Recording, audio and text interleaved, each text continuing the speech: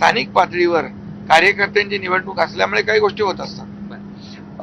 प्रदेशाध्यक्षांनी थेट म्हटलं की आम्हाला 2 तारखेपर्यंत युती टिकवायची आहे भाजपाच्या.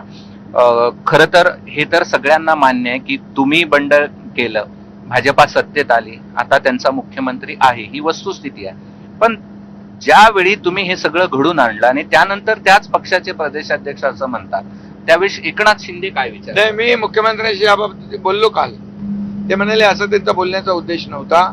2 तारखेपर्यंत तरी आपण बाबा वादविवाद नको, हे थोडं टाळूया, अशा प्रकारचा त्यांचा बोलण्याचा उद्देश होता असं मला ते म्हणाले.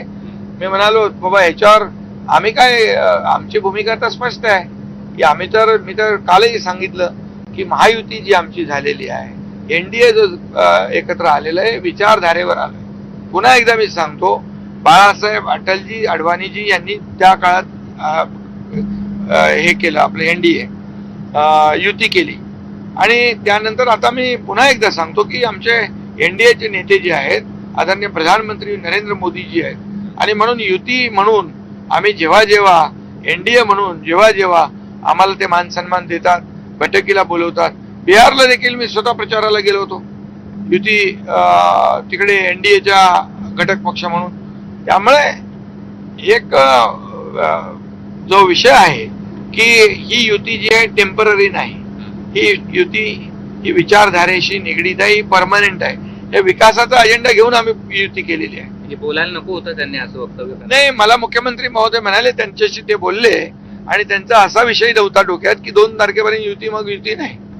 अरे युती तर लोकसभेत आहे, युती विधानसभेत आहे, युती केंद्रात आहे, युती राज्यात आहे.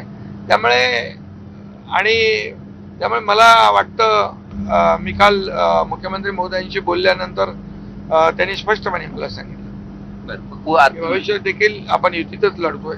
बरं, पण युती कुणाला नाही टिकवायची असं वाटतं का कुणाला? बिलकुल युती बघा, शेवटी आपण युतीमध्ये काही मतभेद किंवा संघर्ष गालबोट लागलं तर त्याचा फायदा समोरचे विरोधी पक्ष घ्यायला तयार आहेत.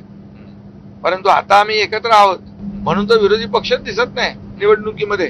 कुठे आहेत त्यांचे? का उमेदवार कुठे उभे? काळजी घेतली पाहिजे की त्याचा फायदा दुसऱ्याला होऊ नये? नाही, बिलकुल काळजी घेतली पाहिजे. आपल्या महायुती जर आपले देशाचे प्रधानमंत्री एनडीए मजबूत व्हावं म्हणून प्रयत्न करतायत आणि देशामध्ये एनडीए मजबूतीने पुढे जाते, देशाचा विकास होतोय, देश जगभरामध्ये आपल्या देशाचं नाव होतंय.